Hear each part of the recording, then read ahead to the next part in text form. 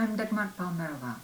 I have already made several humiliation speeches and essays in order to bring the virtual existence of my case to reality and free the world from this 11-year-long lock-up situation where the truth is considered as a conspiration or fake news, and my life story serves as a political means to give rise to all possible negative emotions, dark imaginations, suspicions, public humiliations, frustrations, misfortunes, guilt and retaliations that divide societies as never before. A simple talk with all protagonists could have achieved incomparably more intelligent, lawful results. Human beings communicate with each other by speech, it is not a one-way road. So I will try again. I discovered nature's biggest means to enslave humanity at the early age of 9 or 10. First I shared it out of curiosity with my close same-age friend of the same gender, then on my own, after that with the opposite gender, and finished unintentionally with the close soul of the same gender. But I have never doubted my natural orientation. By such a freestyle of living, one comes across a transmittable infection. I was not aware of it, so I passed it on to others. For that I really grieve and would like to collect all esoteric information, how to treat it and prevent it, as it was given to us. I am a private person who was made public by 24/7 residential and bodily surveillance, as well as mind control. But that does not mean that I have to talk about my private life in details. Generally, I want to protect my friends and acquaintances. If they want to go public themselves, that is their choice.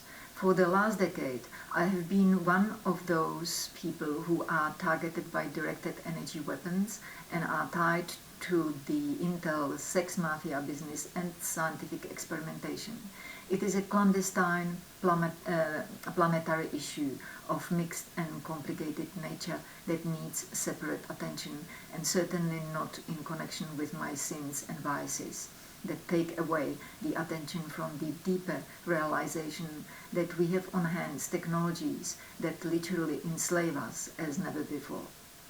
I take part of it as a prison sentence for my crimes, frauds, stealing, sexual offenses, lying, betrayals of the closest ones, for unconscious contributions to the deaths of my parents, and for disturbing intelligent agencies of 17 countries. I had close contact with one of them. I've already testified to my offenses against the moral and ethical codes of humanity. I do not testify to espionage, and my attempt to get scientific information from a website protected by password was just that, a simple, naive impulse. Nowadays, internet is a police TV channel, but at the time I took the internet as a platform of freedom without restrictions. If the court decides I breached the laws, be it so, but it will not be the objective truth. The other side of my life explains why we are in this situation and why my life has been dissected into such details, including everyone connected with it. I talked about it many times, yet the street theater around me illustrates the Pandora box scandals in the Czechoslovakian style, while Mr. Assange is sitting in prison on my behalf. Activists have been persecuted for the truth, innocent people are dying, and the leadership of this planet hides in the sand castle. I see it as a subjective interpretation of the biblical revelations. Who and when is coming to interpret it objectively? We were told that we are part of the so-called life exercise.